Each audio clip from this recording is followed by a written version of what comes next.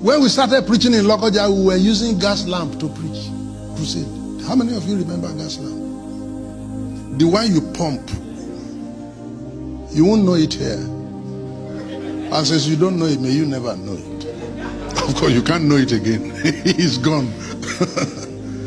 Somebody carried the lamp on his head and climbed table. Because of the person that is going to read the Bible, he will stand near the person. And if the kerosene is going down, you pump it on the head of the man. You told him, then you be pumping the thing on top of his head. Put your head correct because you pump it. And one day, the kerosene was reducing and the light of the lamp was going down. Then we sent a brother to please run to the other place where they sell kerosene and buy kerosene. He didn't come on time.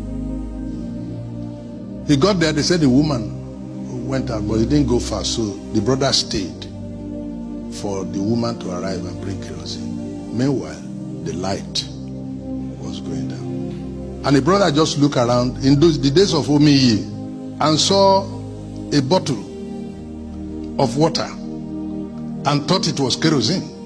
So he poured it, quickly cocked it and pumped it, and the light with water. Then the brother eventually returned with kerosene and went to look for where he kept his water and did not find it.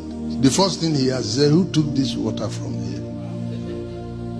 Then somebody said, we thought it was kerosene and we poured it. Then he started to argue. You thought it was kerosene, you can't smell. You don't know the difference between water and kerosene. What's wrong with you? That one said, don't talk to me like that. Am I your mate? Then he answered, this is how you used to do. And then he referred to another. That one said, you can't talk. As they were arguing, the light died.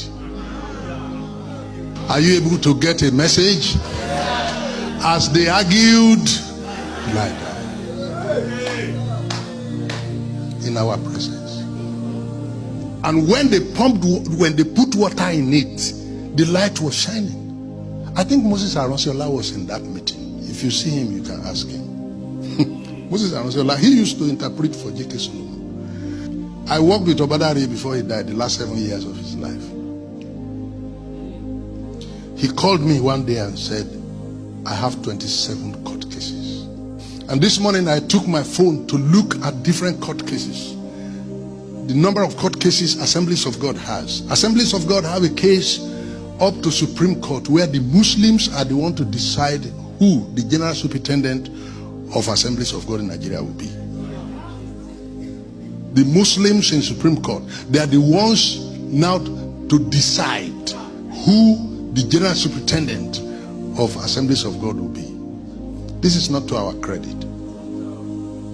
Men and brethren, you go. I was the convention speaker in the African Church in Abeokuta, and the prelate has a court case against the council. He had served his tenure and they wanted him out. He said no, that they need to adjust the constitution to enable him continue. And it became a court case. And while they are arguing and pointing fingers at themselves, the church is dying. I am telling you that while we are arguing, the light is what? Is dying. Recently I passed through Nineveh, and you will not believe that it's the same Nineveh that everybody became a Christian, became godly and repented when Jonah came to town. Right now, right at the airport, you'll be hearing the blaring sound of people calling for Islamic prayer. You go to Nineveh today, there's no church.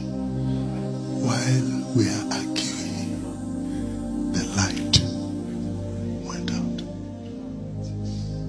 You are supposed to know that the president of North America, Libya, they were Christians. Mauritania, Morocco, they were all Christians. The whole country were 100% Christians. Turkey, Constantinople, they were all Christians, 100%. But when we came to a point when we're arguing about Holy Communion, we're arguing about baptism, we're arguing about the sacraments, the light. Meanwhile, the darkness we met on ground is still there, and they are multiplying their own intensity. But our own light, even if it were a candle light, if only we were able to even sustain that, light is light. But even our light, so small, is going out. And what we have now is relics of Christianity and the history of its practice. And that's what we are announcing and priding ourselves in. Recently, the former Vice Chancellor had been awarded the license to start Ifa University in Nigeria. Abi? Some of you know it. Yeah. And has approached the Nigerian Universities Commission, and they have given him license to start Ifa University in the same Southwest where we pride ourselves. Very soon he will start the university in Southwest. Yoruba children will be his first graduates. And what you are going to see is the setting up of Ifa temples all around. So people go to church on Sunday. That's how they will also be going to the Ifa temples to worship. This is where we're heading. As we argued, the light.